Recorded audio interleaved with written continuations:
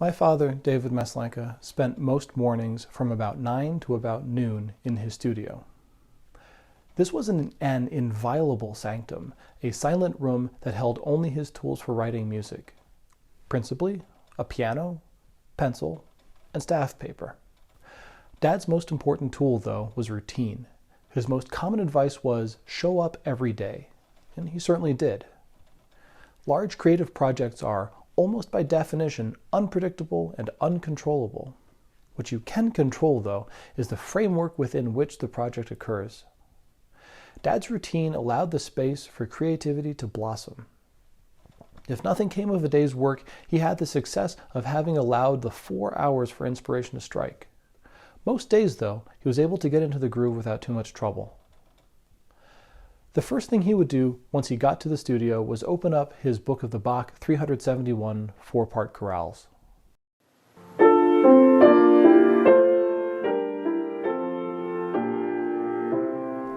Every day, he would play 1 or 2 chorales and sing each line, soprano, alto, tenor, and bass.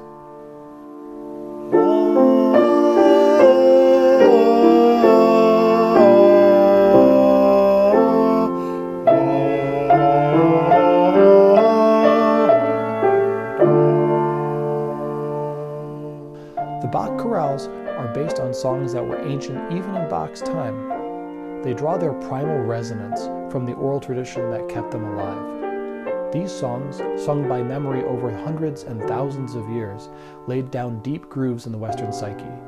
As Bach and later my father would discover, they contain the archetypal seeds of Western music. Bach's contribution was an astonishing genius for counterpoint and harmony. He codified functional harmony and laid the structural groundwork for the classical and romantic flowering to come. Much Western music draws its language from Bach's work, and even as the serialists and postmodernists rejected tonality, they still had to acknowledge its power. When my father came to Bach's chorales in the early 90s, he was overwhelmed by the depth and beauty of these tiny jewels. As he incorporated them into his daily warm-up, they started exerting their influence on his writing. The first major statement of his new understanding was in 1993's Symphony No. 4. Dad used the tune commonly known as Old Hundredth as the climax of the work.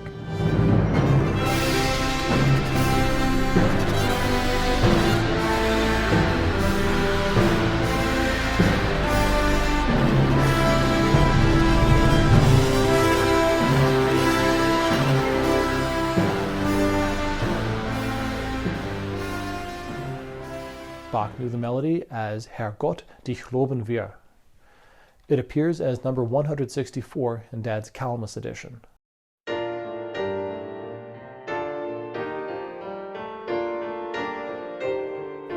His annotations tell us that he played it twice in 1992, during the time he was writing the symphony.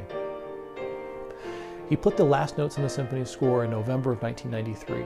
On December 31st, he has underlined the date in the chorale book, indicating a glad return to the original tune. So far as I'm aware, every statement of a chorale melody in Dad's work has an original harmonization.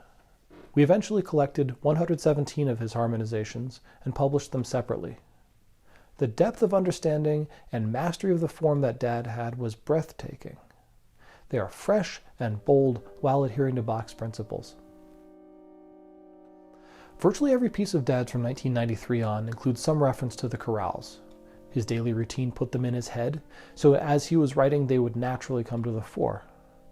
He took the enormous intrinsic power of these melodies and employed them in service of a larger vision. Dad's final and unfinished work, Symphony No. 10, begins each movement with a chorale statement. The final movement ends again with a chorale. When I completed the work, I orchestrated the last statement in the piano with an untrained male voice, singing the tenor line. I hope you will hear his voice in it.